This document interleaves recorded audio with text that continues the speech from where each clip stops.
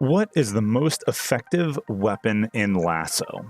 Within the first 3 Halo games, we have quite a variety of options to choose from, and today I'm going to rank all of them to give you some extra knowledge that you just might need. There are a few weapons that stand out right out of the gate, which are obvious, but I just want to give you a little bit more so that you can add another layer of depth to your LASO experience. Of course, it's weapon by weapon, but I'm going to get one weapon out of the way at a time, meaning, for example, when I cover, say, the human sniper, it will be for all 3 games at once. These rankings will be separate between the games, and then in the end, I will give my opinion on the top weapon from each game, as well as the most useful weapon overall. Let's go. Don't keep it loaded, son. You'll have to find ammo as you go. So I want to start off with a favorite, the Magnum or pistol, whichever you prefer. In Halo CE, this gun is pretty much a one-size-fits-all solution for everything in relation to LASO. This gun is good at close range and pretty okay at mid-range, and then we get to long range and it sucks ass. That's not to say that this gun is perfect. Being that CE is the oldest of the franchise, it does have its setbacks. The worst one for this weapon is that the gun just doesn't shoot straight. In a normal playthrough, that wouldn't matter much because of aim assist, but with the eye patch skull on, that really does make a difference. The only other downside that I can think of is how the melee works. This game doesn't have a lunging mechanic like the other Halos, so when you melee, if you're not directly on target, it just misses, like you get a whiff. Now, call this copium because I don't have any proof of this, but am I the only one that has an issue with how the melee works on this gun? It seems like the pistol does an up and down melee, which makes it harder to use, opposed to something like an AR, which does a left to right melee. That makes it feel like the hitbox for connection is a little bit wider. I can't be the only one that has this thought. But on the other hand, I think my favorite thing about this gun is that when it hits, it just snuffs out everything. There isn't a mission in existence in Halo CE where you don't want this gun. It really is a shame that it doesn't exist on TNR. I gotta rank this one as a long schlong weapon for CE, and I guess this is as good a time as any to label the other categories as well. The top category is going to be the long schlong, of course. This is the best of the best on this list. The next is going to be the standard category, and finally the ass meat category, which brings up the bottom. Nice and simple. Now let's discuss the Magnum in H2. This gun is a complete 180 from what it once was in Combat Evolved. It was nerfed to all hell, does not do any damage, doesn't zoom in anymore, and has the distance of shit. But the only positive I can think of is that the melee of this weapon, along with the animation cancel button combo you can do, makes it a choice if you're going to play zero-shot LASO, but yeah, we're not even going to go there. We're not going to do that. You will never use this gun in LASO under just about any circumstance. Throw this shit at the bottom of the list. And lastly, for the Magnum is Halo 3. Bungie, I think, realized that they nerfed it just a little bit too much and tried to bring it back, but they didn't go far enough. This gun shoots super slow here and has once again the accuracy of shit. It's just trash, bottom of the list. It seems the Magnum started off strong and over time it got power crept pretty hard. What a shame. Another OG is up next, the assault rifle. In Halo CE, this gun has very little usage, unfortunately. There are just better weapons to use in almost every situation. As it pertains to LASO, this gun is more of a fine, it's here situation rather than a I want this gun kind of situation. Recently, however, there was I suppose it's a discovery. It was always there, we just didn't put 2 and 2 together, so to speak. A runner named Demi Fusion experimented with the AR on the mission Truth and Reconciliation. That mission is literally the only mission in all of Halo CE where you don't get any other guns other than the 2 that you start with. The discovery was based on how we can conserve ammo for the sniper, and it's super simple. All you do is shoot 5 AR shots at an elite, and then you can finish them off with 1 sniper headshot. Thanks to all the skulls limiting ammo, this is really, really valuable. Conserving sniper ammo is always worth it on any mission, so we apply this everywhere possible now. For this reason alone, I have to put the AR in the standard category. For Halo 2, the AR simply doesn't exist as it was removed and replaced with the SMG. I'll cover the SMG in just a second, but for now, let's finish the AR off in Halo 3. No surprise here, the AR is pretty shite. There's almost no situation that the assault rifle will be of value. I mean, at the start of Sierra 117, we drop it immediately. Crow's Nest, Savo, and the Storm, we always keep weapon carryover, or if we don't want weapon carryover, we drop it. Floodgate, drop it. Arc, ignore it. Covenant, ignore it. Cortana, drop it. The last mission, Halo, we intentionally go out of our way to grab a BR to drop it. Because of the tilt skull, this weapon is basically a giant nothing burger. Ass meat category it is. Now, since the SMG isn't in Halo CE, I'll go ahead and quickly lay this out as the SMG relates to LASO. For Halo 2, it's useless. Big surprise there, am I right? All of the enemies have way too much health, and there's just way better options. We have no button combos to speak of that would elevate this, and quite literally 0 encounters where the SMG is even brought up in any discussion. Pretty much the same follows for Halo 3. As in this game, instead of having way too much health due to Mythic and Thunderstorm, the Tilt Skull breaks everything, and you need like 900 something rounds of SMG fire to take out one Brute's shield, or some shit like that. That's also only if all of the shots hit and the enemy that you're shooting at doesn't run away and hide. This shit is in the bin. Ask me.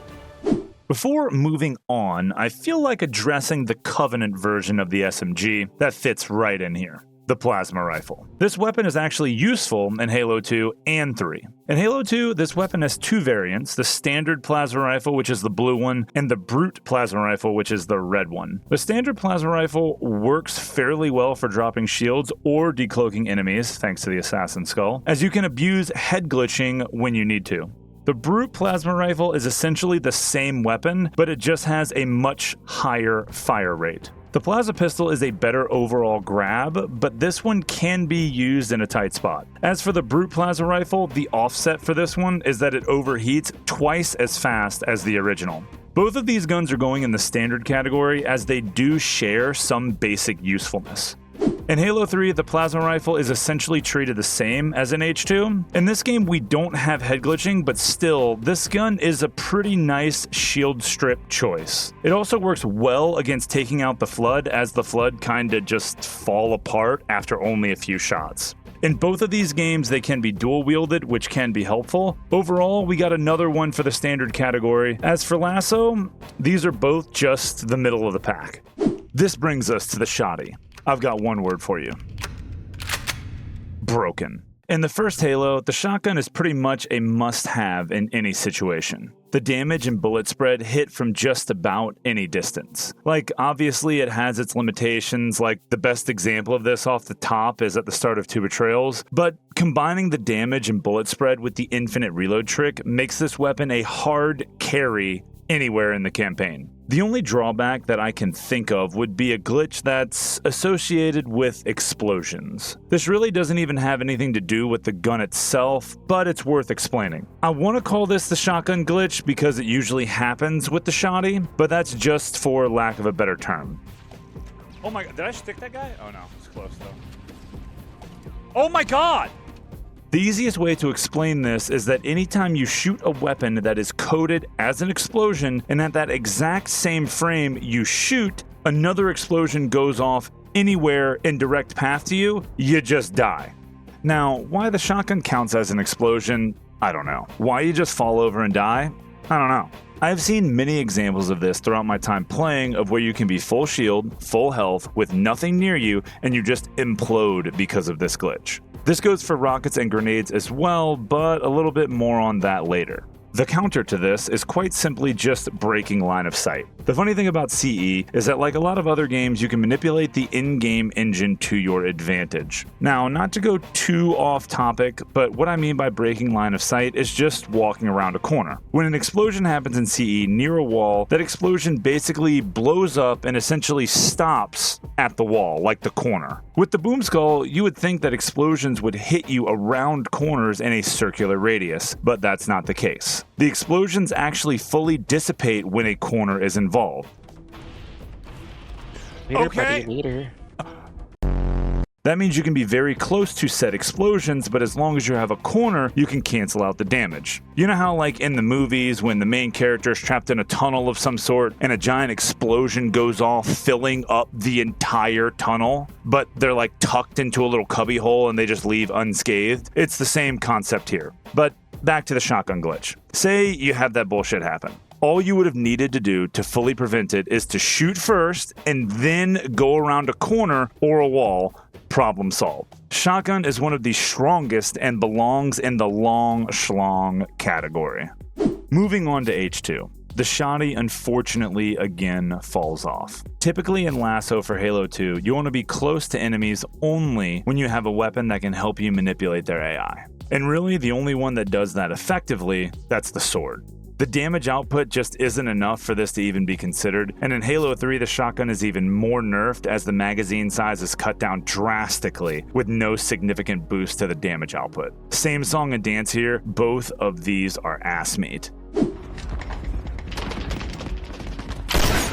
Up next, the human sniper. I don't think I have to explain anything too much here. For Combat Evolved, the sniper knows no equal. The one and only drawback, if you can even count this as a drawback, is the magazine size. Because of the recession skull, you only get 2 shots before you have to reload, but with all the knowledge we have of this game, that should be all you need in just about every situation. Combine that with point and click mouse and keyboard, and you get something like this. I'm so confused. Weird.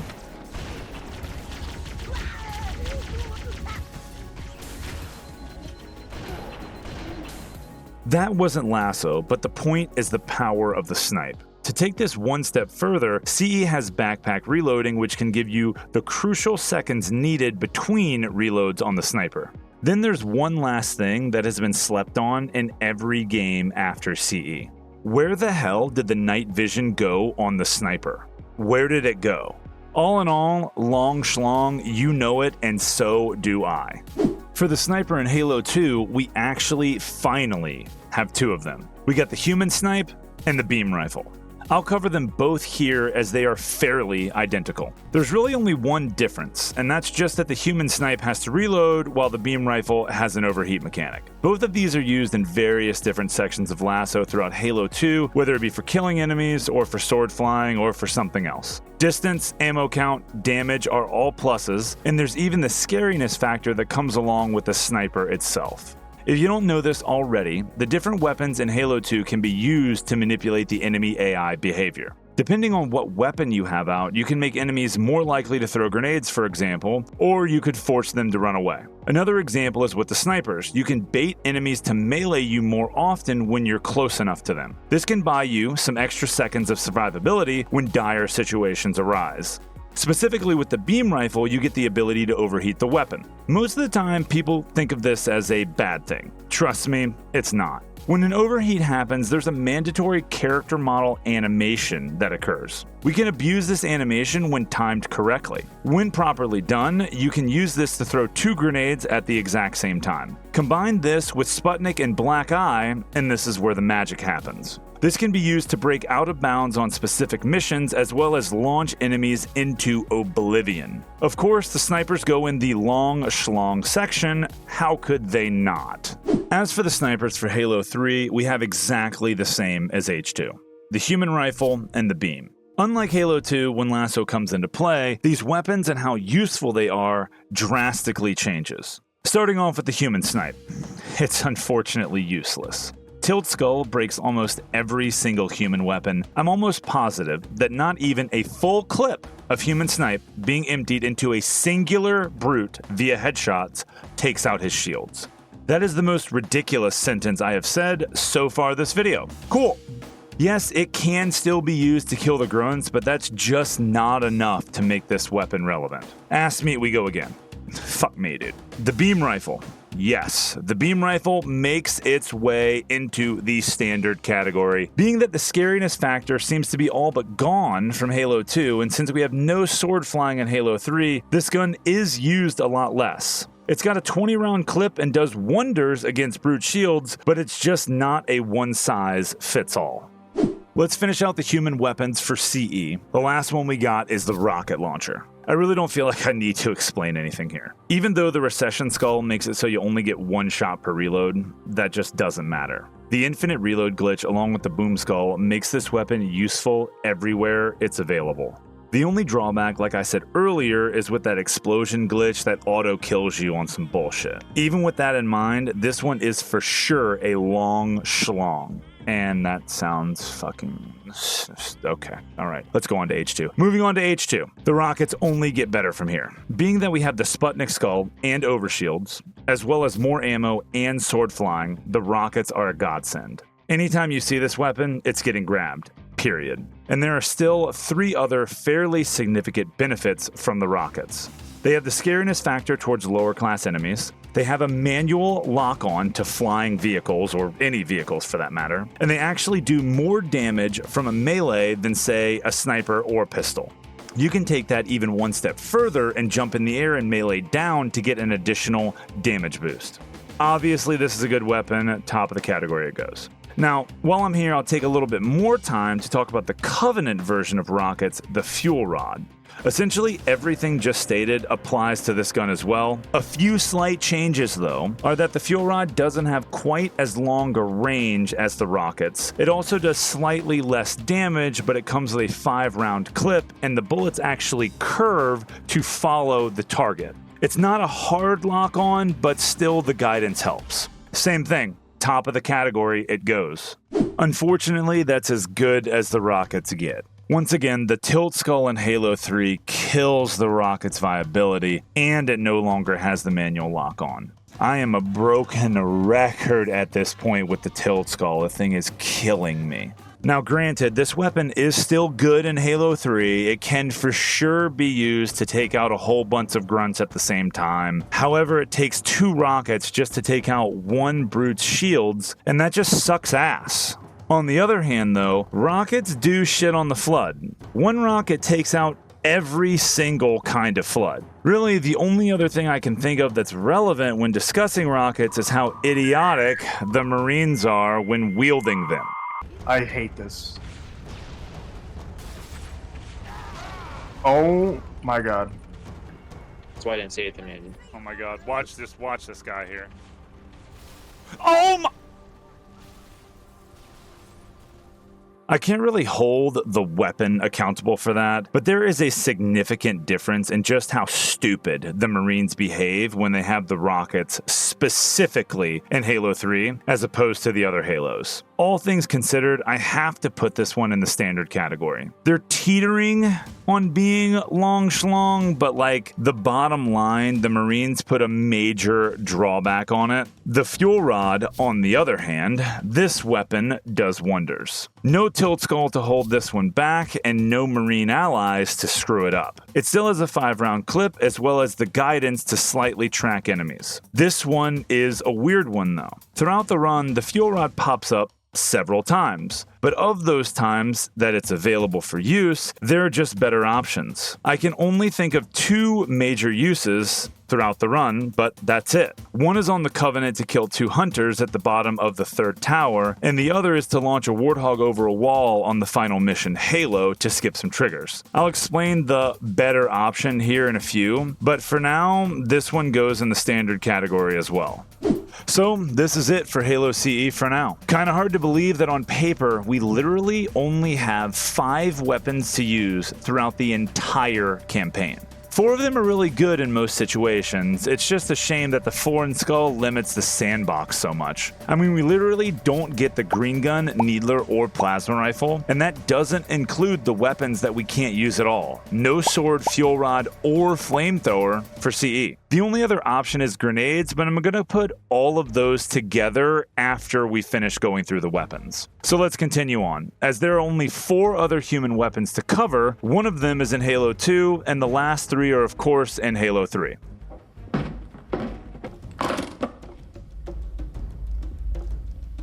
We happy? Vincent! We happy? Yeah, we happy. Completing the human weapons in Halo 2 is the BR, the battle rifle, multiplayer's favorite weapon. It's good for short range and from a decent distance as well, as having plenty of ammo to get you through plenty of different situations. There's also the weapons glitches side of this, where you can use the double shot mechanic to fire a 6-round burst instead of a 3-round burst. Carbine goes hand in hand with the BR, as they are essentially identical in use, while varying a little bit on accuracy, but the BR is a 3-round burst and the Carbine is a single round. Both of them require a partner weapon to really fulfill them, and that's the plasma pistol or the green gun. The green gun itself is like a homing missile for targets with shields, mainly the elites. You can dual wield this one, hold for an overcharge, or pepper enemy shields down, and the green gun has 500 shots. Now, LASO specifically has the Assassin Skull active for H2, which means that the tracking from the overcharge won't work. But this is where the BR and or Carbine come back in.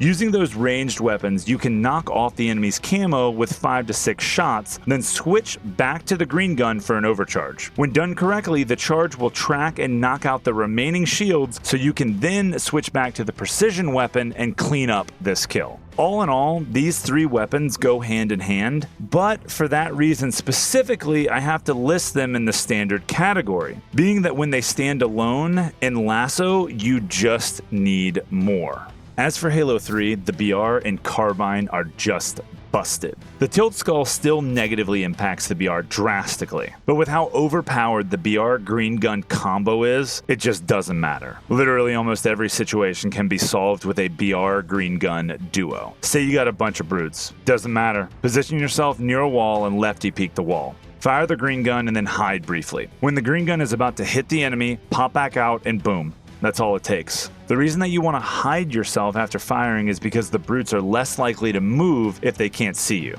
It's like they see you, but don't see the green gun shot that's flying in the air. Another situation, let's say you have a bunch of Flood running at you at once, like on Floodgate. Doesn't matter. BR just mows them down in a single headshot. No more weapons glitches for a double shot, but I can't say it enough that those 2 weapons single-handedly carry LASO for Halo 3. Hell, they even added a bonus effect for the green gun where it stalls out vehicles when you overcharging it, giving you ample time to board to either hijack or destroy them. This is a no-brainer for the long schlong category. As for the Carbine, everything previously stated applies with another added benefit. The Carbine isn't affected by tilt, so it doesn't take 400 fucking shots to take out one brute shield. While the Carbine is still notorious for being more inaccurate, still it can for sure stand alone when the BR is not available. Now we have the final 3 outliers that pertain only to Halo 3. The Spartan Laser, the Chaingun Turret, and the Flamethrower. I want to start out with the Flamethrower as there is an honorable mention here for Halo CE. The Flamethrower along with the Fuel Rod are actually in CE's multiplayer. Why are they not in the campaign? Come on! Earlier, I talked about the Fuel Rod simply existing in CE's campaign, but it's unusable, whereas the Flamethrower was literally just cut out of it. I wonder how things would have changed for CE if we could have had the Flamethrower to shred through waves of Flood on the library. Which, let's bring me back to Halo 3. The Flamethrower shreds. It makes minimal appearances as well as really slows down your movement speed, but man, it makes up for it in firepower. There's also the added bonus of seeing your character in third person. This is a nice little secret way to check if you have shields or not. So even if you're not going to use it, grab it and drop it for a shield check. It has its pluses and minuses, but for me, this one has to go straight into the middle of the pack. Standard. Next up is the Chaingun Turret, and we have yet again another unique set of circumstances. Being that big bad bitch Tilt just indefinitely plagues the human weapons in LASO, this one has to go in the standard category. It has firepower and decent accuracy, but it takes quite a few rounds to drop brute shields. When detached, you only get 200 shots, and it slows down your movement speed. On the flip side of that though, you can combine a mounted turret with a DC and fire infinitely. being that with the DC, human weapons can just shoot straight through. This can help in a couple of spots during a LASO playthrough, and let's not forget third person. Once again, you get a free shield check. On the Covenant side of things, we have the plasma turret. And you guessed it, the theme of Halo 3, if it doesn't get affected by tilt, it's fucking good. Again, 200 round clip when detached, but this time it shreds through shields like a knife through butter. We lose the ability to combo it with the DC, but the damage output pretty much makes that irrelevant. Same thing as before, mounted equals infinite ammo, unmounted means we check our shields. This one doesn't get used as much, which is a slight knock against it, but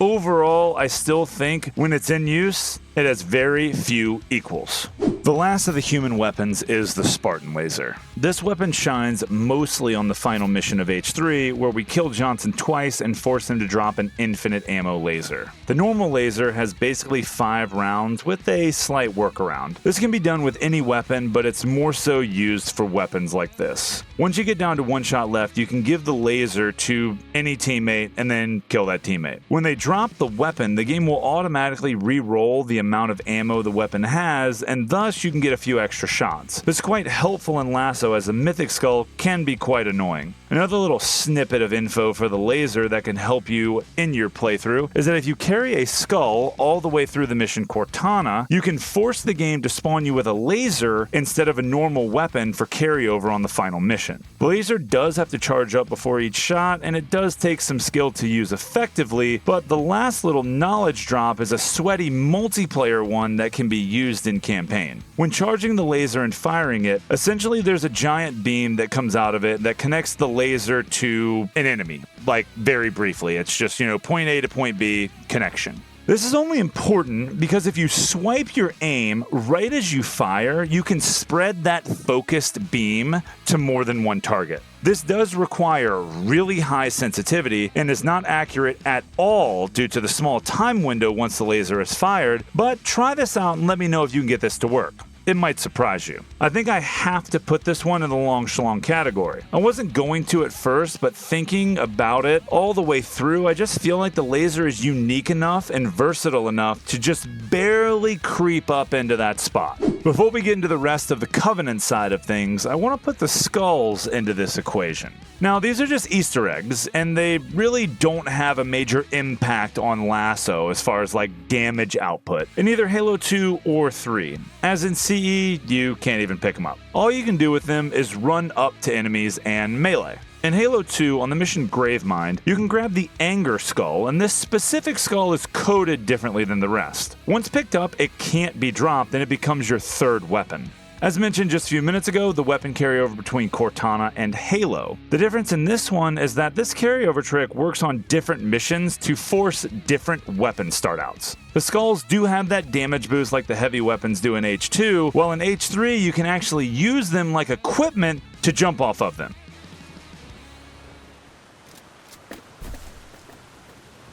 You can't do that. Come on, man. Who actually fell for that? Somebody went into the game and tried it. I know you did. Let me know in the comments. All jokes aside, though, what's actually sad is that the skulls, with just these very limited uses, they're still more helpful than weapons like the SMG and the pistol. I can't believe it, but literally, these go in the standard category. Get shit on SMG and pistol.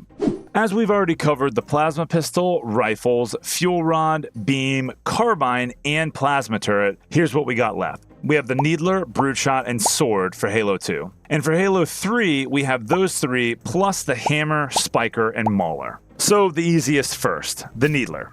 This shit is pretty much useless in H2, no surprise there. It requires way too many needles for its super combining ability. But the only use for it is the brutes that are at the start of Gravemind, and that's only after you use another weapon to decloak them so that the needles can even lock on. There's no shot that this one is the most useful in any game. It just straight sucks, so the bottom of the list it goes. In Halo 3, the Needler was buffed for damage and turned into a single-wield weapon. There is no Assassin Skull, so in this game, the tracking, it was fine-tuned. The problem is the Tough Luck Skull. Because the enemies just dodge the needles every time they get shot at, this pretty much renders this one useless here too. I'm torn on putting this in standard or ass meat, but I gotta go ass meat. Because of the skulls that are on, this is just not a weapon that's going to see much use.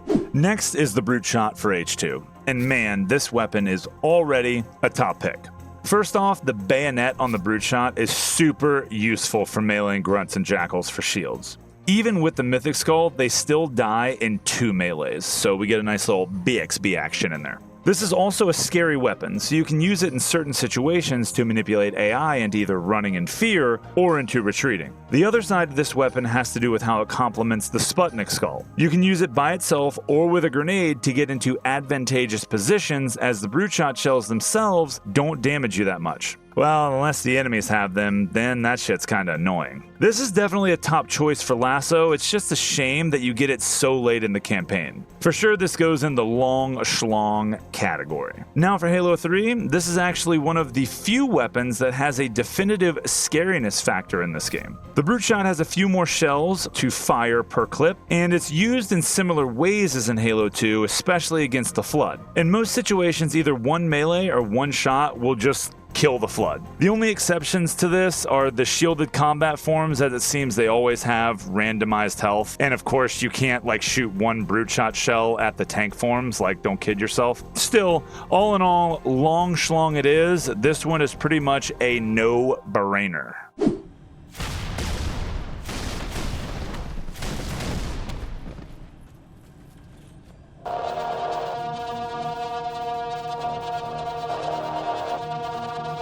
Eneba, your library for any game you want. This digital online marketplace offers games, gift cards, subscriptions, DLCs, and potentially even some in-game currencies for PC, mobile, and console games. They offer the creme de la creme of competitive prices on all of the above. Rest assured that they vet all of their merchants while also following up with a secure checkout. And with over 15 million users worldwide, you can't go wrong. Use my link in the description down below to start your tour into the vast archives of Eneba. Thank you, Eneba, for sponsoring the channel. Do I really even have to discuss how good the sword is? You know, this weapon is literally the go-to in damn near every situation in LASO, especially for Halo 2.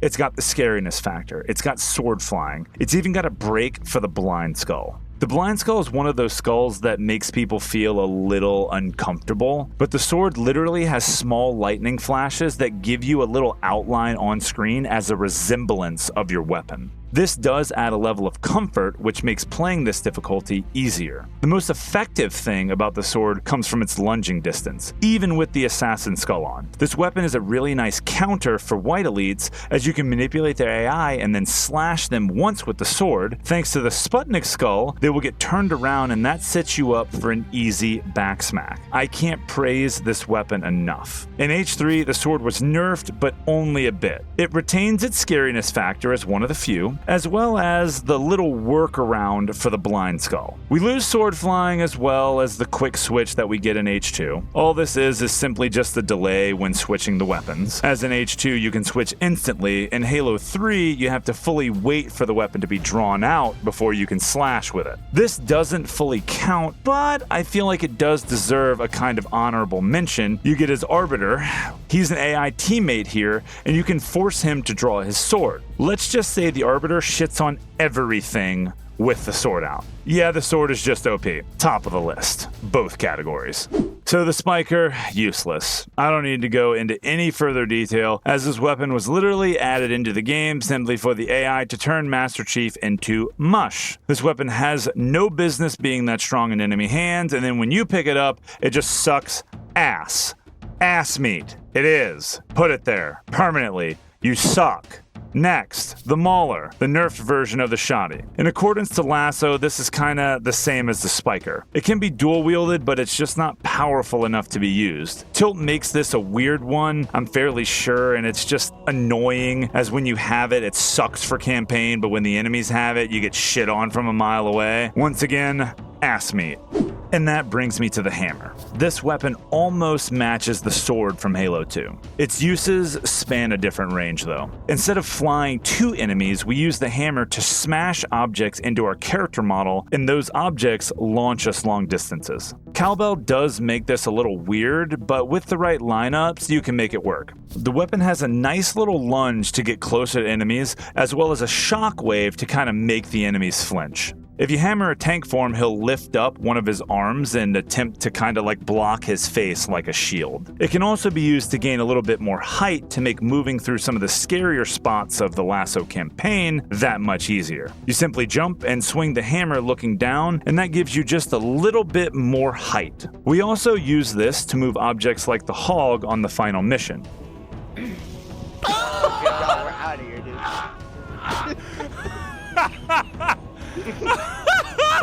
As one of the most versatile weapons, this one goes in the long schlong category. So we've covered human weapons and Covenant weapons. Now for the last class of weapons, in which there are only 2 in Halo 2 and 1 in Halo 3. And these are the Forerunner class, which is simply just the Sentinel beams. H2 has the standard orange beam and then the upgraded blue beam. It's really a shame that the rest of the variants got cut out. In H2 Uncut, there's a grenade launcher version, a red needler version, and my personal favorite, the charge shot. That's for another time though. For now, the standard beam really only works well against the Flood and is especially good against Flood spores. Technically, this weapon does overheat, so you could abuse the double grenade throw method, just like with the plasma pistol, but in most situations, it's just not worth it. The blue beam does significantly more damage per second, but also overheats way faster, just like the Brute plasma rifle. There are better options, so I'm gonna have to put both of these in the standard category, as they do help, but again, only for specific purposes.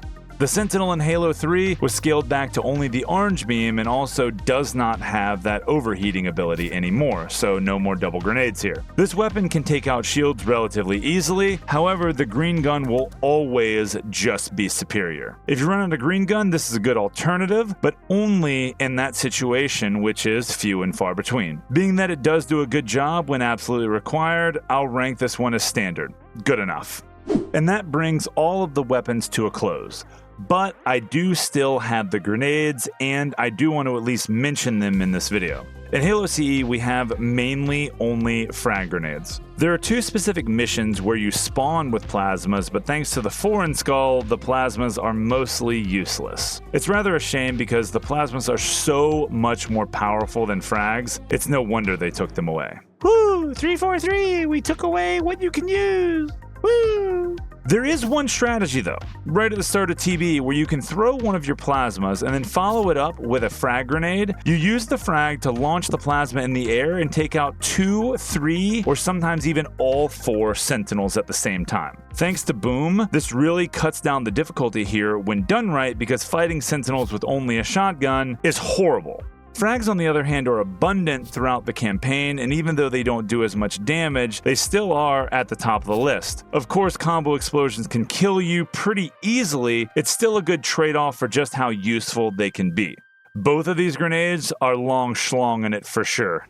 In Halo 2, again, it's only plasmas and frags, and yet again, both of these are top tier choices. In this game, plasmas can be used against white elites to break their AI. So white elites have so much shields that even when they get hit with a supposed one-hit KO, they just don't die. It's stupid. This does break their AI though, and either makes them draw their swords or turns them into what I like to call melee mode. This is where they think they're dead and they simply just run directly at you, like beeline it without shooting. This works for heretic elites as well, so a nice little note there. Now, let's get back to the other uses of grenades along with Sputnik and Black Eye. So, this is where the frags come back in. You use the plasmas and you use the frags in combination to make normally unreachable spots reachable.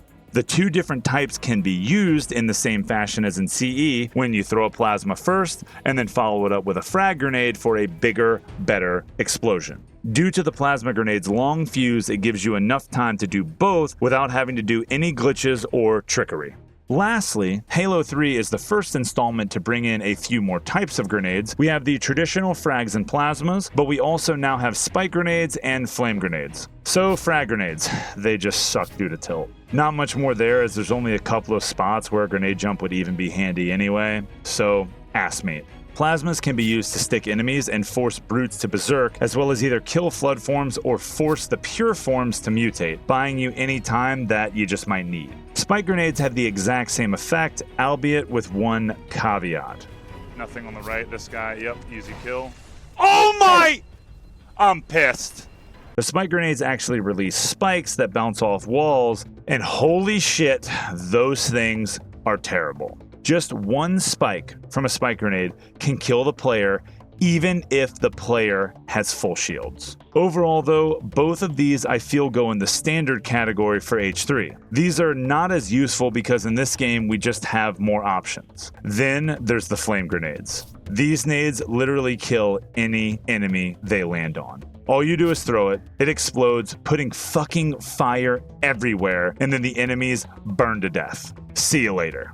This one is long schlong, plain and simple. In conclusion, we have several weapons to choose from as the overall most useful in each game. Although there are 3 weapons that stand out from the rest, and it's literally 1 per game. The Magnum in Halo CE, the sword in Halo 2, and the green gun in Halo 3. Oh, that bee is living my life! Let it go, Kenny. When will this nightmare end? Let it all go. The Magnum in CE is only really rivaled by the shotgun. I just don't think I would pick the shotty in every situation. I don't think that applies to the Magnum either, but if I had to just pick blindly, the Magnum is just insane. It's literally only not in one mission, which is TNR, and everyone that plays CE wishes that Bungie put one on the map somewhere. Hands down, Magnum takes the cake. In Halo 2, the sword has no rival. Its abilities launch it so far into the lead that it's just not even a discussion. The only drawback that it has to deal with the black eye skull, because when you melee kill enemies with the sword, you don't get shield back. Which that literally makes 0 sense because the only thing you can do with a sword is melee, so I'm just lost that you can't get shield back from it. I don't know what's going on there. Even with that said though, it's still a no-brainer that this one is just the best of the best. And that brings me to Halo 3, because this one was the toughest decision of them all. The plasma pistol is really only the most useful weapon in Halo 3 because of the secondary weapons that you need to go along with it. To make that gun work, you need a BR or a carbine. This feels like a bit of a cop-out because the hammer would be the best single weapon on its own. The issue with this is that when running through the game in my head, you can make it through these missions without the hammer. It just takes longer. If you take out the plasma pistol, let's just say welcome to another level of hell. Fighting off like 40 brutes on Crow's Nest throughout the whole mission without a green gun was just the worst experience imaginable. Without a doubt, you need the green gun in Halo 3. For LASO, it is a requirement, period. That's why I have to give the top notch to the plasma pistol for Halo 3. As for the overall most useful weapon in the original trilogy as they pertain to LASO, I gotta give it to Halo 2's sword. The CE Magnum is almost always a one-size-fits-all, but there are situations where a rocket launcher is just going to be better. As I just mentioned in Halo 3, the green gun needs a piggyback weapon for its full potential. The sword doesn't necessarily require any of these. In Halo 2's LASO, there is no weapon that holds a candle to the sword. It is the creme de la creme of standalone weapons that shares no equal, which is probably why it was nerfed slightly in Halo 3. And that's it. Hopefully there were some tidbits of information throughout this video that will help you throughout your LASO journey. I hope you all enjoyed, and YouTube, you know what to do. I'll see you guys on the next one. Bye.